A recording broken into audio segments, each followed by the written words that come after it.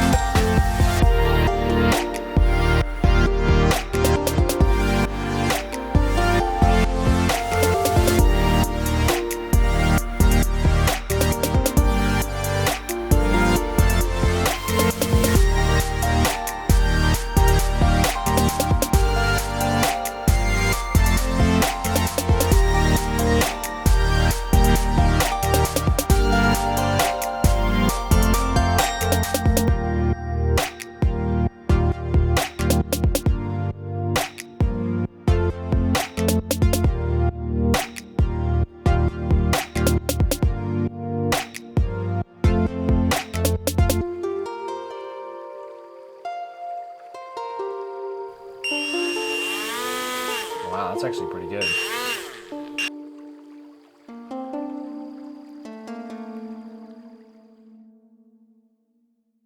So let's make sure everything's going the right direction. Ooh, it is. I like that. That goes up, that goes down. So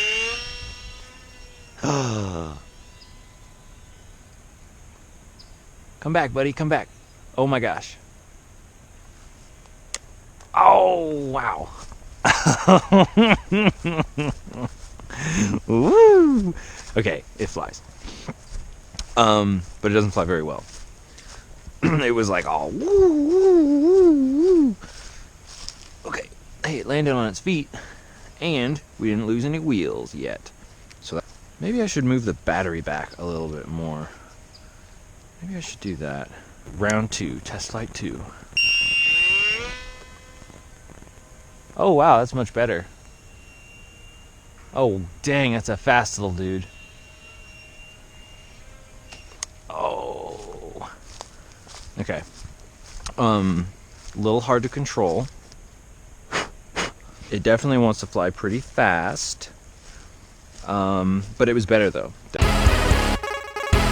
We're back. I have this battery, and I put the Velcro on the bottom of the airplane, which I think makes a lot more sense. So now the battery is right there. We'll see how that does for the balance. I also got this other battery, this much smaller battery, that came from, this is an E-Flight battery. This is a little 150 milliamp hour, one cell battery. So I think that this might be a whole lot better for this size of airplane.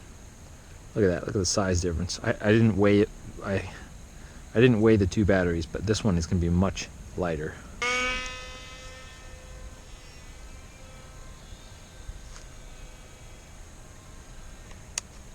I think it was kind of tail heavy. The great thing about this is that it's so light that it takes a crash pretty well. Okay. Honestly, it just seems kind of heavy. Alright, let's see how this does with the 150 milliamp hour battery. Oh, yeah. Wow. Okay.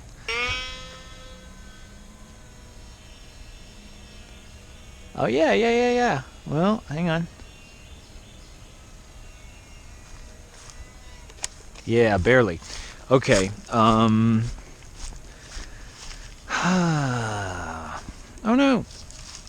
We've had our first casualty. The wheel came off. Oh, no. So as it is right now, the propeller's going this way, which makes the airplane want to roll the opposite direction because of the torque from the propeller. So what we want to do is actually increase the roll on this side to make it roll back the other way. So I wonder if I could just add a little bit of an extra bend. I wonder if that would do anything. And we've still got quite a bit of right rudder input. So let's give this a try though.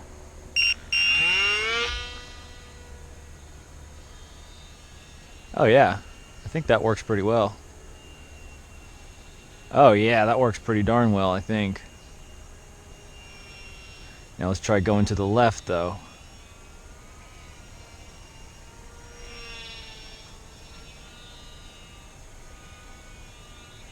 It's very sensitive about input to the left.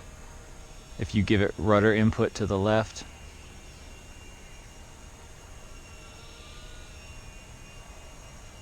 Let's go back to the right. I hope you can even see it. There we go. So I got to keep the throttle up. I think I'm probably at about 75, at least 60%, maybe 70% power. Once you get the speed going, you're okay. But you really got to keep your speed up.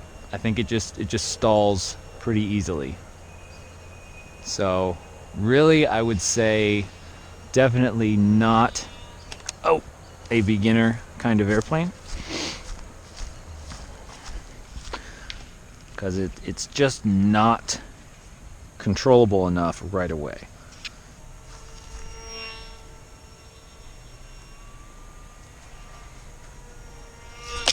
Ow.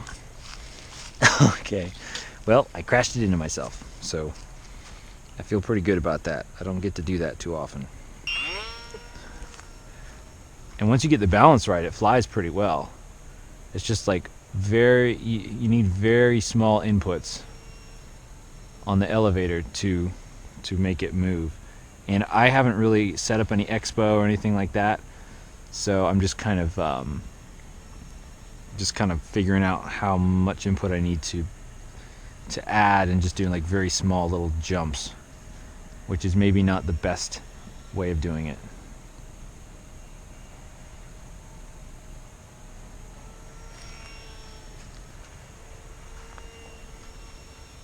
Thanks again to MinimumRC for sending this kit to me to review for you fine folks out there. And stay tuned for more MinimumRC kits, because I've got 2 more that we're going to be showing on this channel as soon as I can build them. If you have any questions about this kit, or if you'd just like to tell me that I should stick to flying kites, please leave me a comment below. Well, that's all for now, folks. Thanks for watching. Thanks for subscribing. I appreciate you. I appreciate your time. And I will see you again very soon.